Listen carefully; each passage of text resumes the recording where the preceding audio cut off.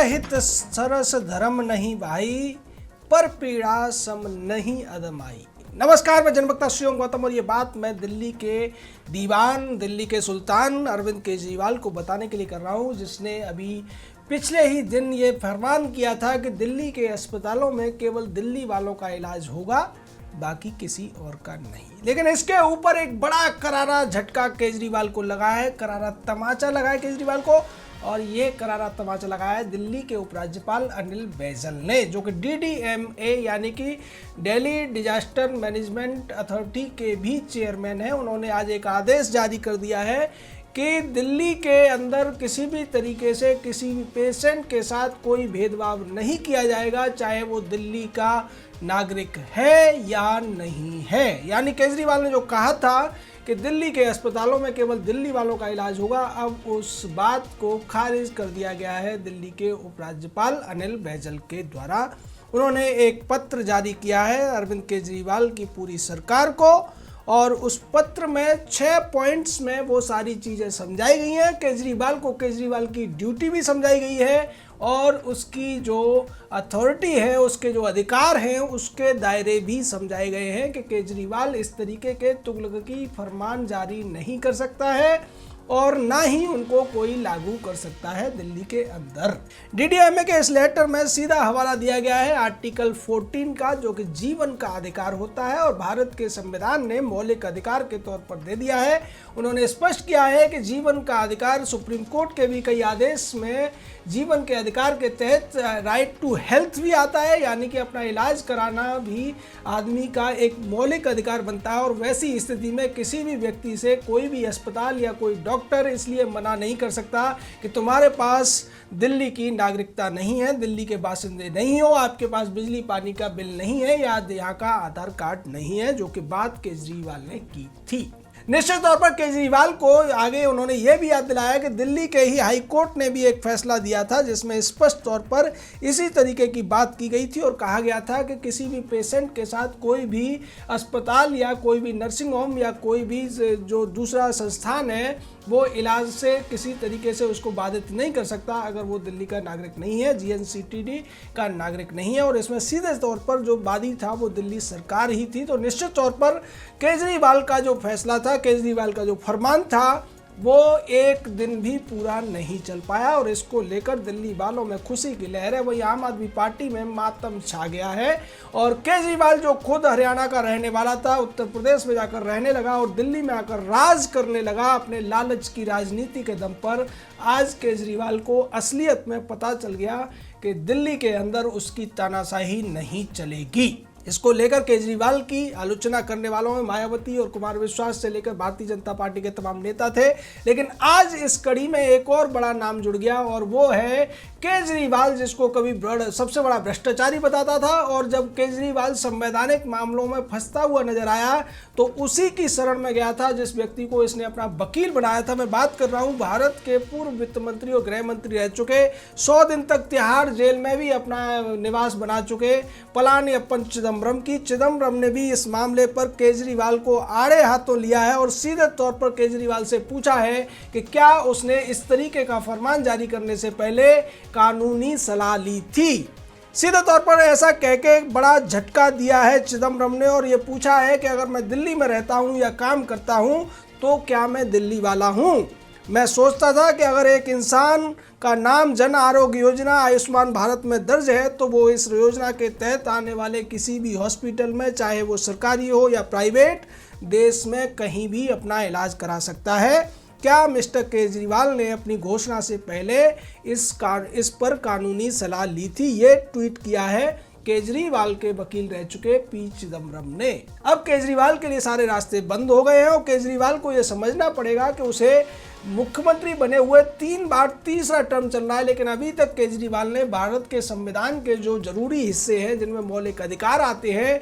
नीति निर्देशक तत्व आते हैं और राज्य की जो जिम्मेदारियां होती हैं, मुख्यमंत्री की जो जिम्मेदारियां होती हैं, उससे संबंधित ज़्यादा पढ़ाई नहीं की है, ज़्यादा रिसर्च नहीं किया है, ज़्यादा अध्ययन नहीं किया है। यही वजह है कि केजरीवाल को बार बार इस तरीके के मामलों में झटके लगते हैं। और आज जो झटका लगा है उपराज्यपाल की तरफ से उसका आदेश खारिज कर दिया गया और उसके सबसे बड़े संवैधानिक सलाहकार पी चिदम्बरम ने उसको तगड़ा झटका दे दिया और बता दिया कि कानूनी रूप से केजरीवाल का जो फैसला था, केजरीवाल का जो फरमान था, गलत था। और साथ ही साथ चिदम्बरम ने केजरीवाल पर एक और बात उठाई है, आयुष्मान भारत योजना को केजरीवाल ने दिल्ली में लागू नहीं होने दिया। उसने कहा कि मैं यहाँ पर मोहल्ला क्लिनिक चलाऊंगा और इस पर आज भारतीय जनता पार्टी की तरफ से नहीं बल्कि कांग्रेस के पूर्व नेता की तरफ से, भारत के पूर्व मंत्री की तरफ से सीधे तौर पर केजरीवाल को कटघरे में खड़ा कर दिया गया है।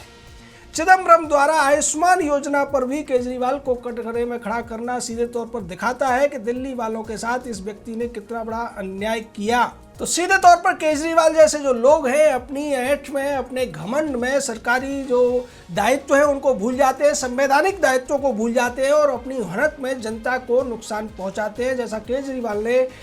आयुष्मान योजना शुरुआत में लागू नहीं की, लेकिन अब उसे मजबूरी में आयुष्मान योजना भी लागू करनी पड़ेगी। और दूसरी तरफ जो इसने फैसला लिया था अपनी नाकामियों को छुपाने के लिए, केजरीवाल ने जो कहा था कि अब बाहरी लोगों का इलाज नहीं होगा, उसमें सीधे तौर पर केजरीवाल को करारा झटका लगा। इसको लेकर पूर्वी दिल्ली के सांसद गौतम गंभीर ने भी केजरीवाल पर बड़ा निशाना साधा है और कहा है कि एक्सीलेंट स्टेप बाय उपराज्यपाल के द्वारा जो एक कदम उठाया गया है वो बहुत ज़्यादा शानदार है और दिल्ली गवर्नमेंट का जो मूर्खतापूर्ण एक आदेश था उसको सीधे तरीके से खारिज कर दिया गया है इसके द्वारा, जिसमें दिल्ली सरकार ने बीमार लोगों को भी अस्पतालों में इलाज न करने का ये फरमान सुना दिया था कि अगर वो दिल्ली के नागरिक नहीं है तो। दरअसल केजरीवाल ने अपने आदेश में कहा था कि अगर आपके पास वोटर आईडी कार्ड नहीं है, बैंक अकाउंट का पासबुक नहीं है, किसान या दूसरा पोस्ट ऑफिस वगैरह का कोई ऐसा सबूत नहीं है जिससे आप बता सको, राशन कार्ड नहीं है, पासपोर्ट, ड्राइविंग लाइसेंस या इनकम टैक्स का रिटर्न नहीं है जिसमें दिल्ली का पता हो, या किसी आपके परिवार वाले के पास भी ऐसा नहीं है, तो आप दिल्ली के अस्पतालों में अपना इलाज नहीं करा सकते। यानी केजरीवाल ने कहा था कि आपको दस्तावेज लेकर आने पड़ेंगे। लेकिन 6 महीने पहले यही केजरीवाल लोगों के बीच में जाकर ये कह रहा था, जब सीएए का मामला चल रहा था, कि गरीब आदमी के पास कोई कागज नहीं होते हैं, गरीब आदमी कागज कहाँ से बनवाएगा, इसलिए गरीब आदमी की नागरिकता न खत्म की जाए, नागरिकता विरोधी कानून हटाया जाए। जबकि नागरिकता संशोधन का जो कानून था उसमें जो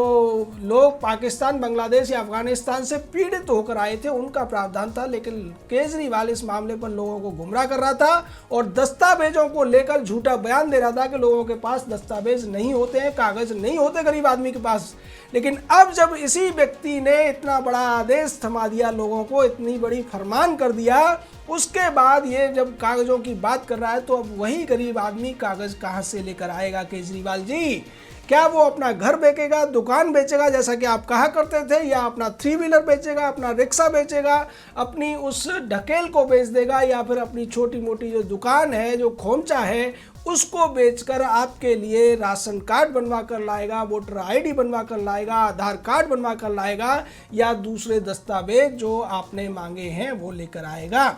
और उस दौरान केजरीवाल के कई लोग ये भी कहते नजर आए थे कि मेरे पास दस्तावेज नहीं है, मेरे पास नागरिकता का प्रमाण पत्र नहीं है, तो क्या मुझे भारत की नागरिकता से वंचित कर दिया जाएगा? सीधे तौर पर लोगों को गुमराह करने के लिए केजरीवाल ने सीए विरोधियों के पक्ष में जिस तरीके के तर्क दिए थे, जिस तरीके के कुतर्क दिए थे और जिस तरीके के गलत आंकड़े और गलत तथ्य पेश किए थे, उसको लेकर भी केजरीवाल के ऊपर दोबारा से सवाल उठ रहे हैं। और यही वजह है कि आज केजरीवाल की तरफ से, उसकी पार्टी की तरफ से, उसके नेताओं की तरफ से ये कहा गया कि केजरीवाल को कोरोना हो गया है, उसने अपने आप को एकांतवास में रख लिया है, यानी अब वो किसी से बात नहीं करेंगे, वो अंदर छुप जाएंगे, कमरे के अंदर रहेंगे, उनसे सवाल न किए जाएं। इसको लेकर भी सोशल मीडिया पर केजरीवाल की बहुत हंसी उड़ रही है, बहुत खिंचाई हो रही है और लोग ये कह रहे हैं कि केजरीवाल की तरह कहीं महाराष्ट्र का मुख्यमंत्री भी सवालों से बचने के लिए अपने आप को कोरोना का पेशेंट दिखाकर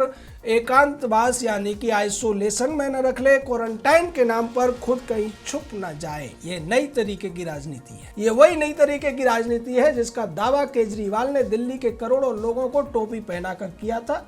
एक बार नहीं 3 बार इस व्यक्ति ने टोपी पहनाई और इतने अच्छे तरीके से टोपी पहनाई कि फ्री बिजली पानी के लालच में लोगों ने इसको 3 बार इस दिल्ली का मुख्यमंत्री बना दिया। लेकिन अब ये व्यक्ति उनसे उन हर वोट का बदला ले रहा है, हर तरीके के काम ऐसे कर रहा है जिससे जनता को ज़्यादा से ज़्यादा कष्ट उठाना पड़े, जनता को ज़्यादा से ज़्यादा पीड़ा झेलनी पड़े। और कोरोना के पेंडेमिक जैसी बीमारी में जिसके लिए WHO अपनी गाइडलाइंस जारी कर चुका है, उसमें भी ये व्यक्ति बीमार लोगों को अस्पताल आने से रोकने के लिए कैसे कैसे काम कर रहा है, उसको लेकर अब जनता को इसके बारे में सोचना चाहिए और जनता को अपनी गलती का भी एहसास करना चाहिए कि अगर ऐसे लोगों को वो फ्री बिजली पानी के लालच में, अपने कुछ पैसों के लालच में चुनते रहेंगे तो आगे का जीवन उनका निश्चित तौर पर बड़ा मुश्किल हो जाता है। जय हिंद, जय भारत।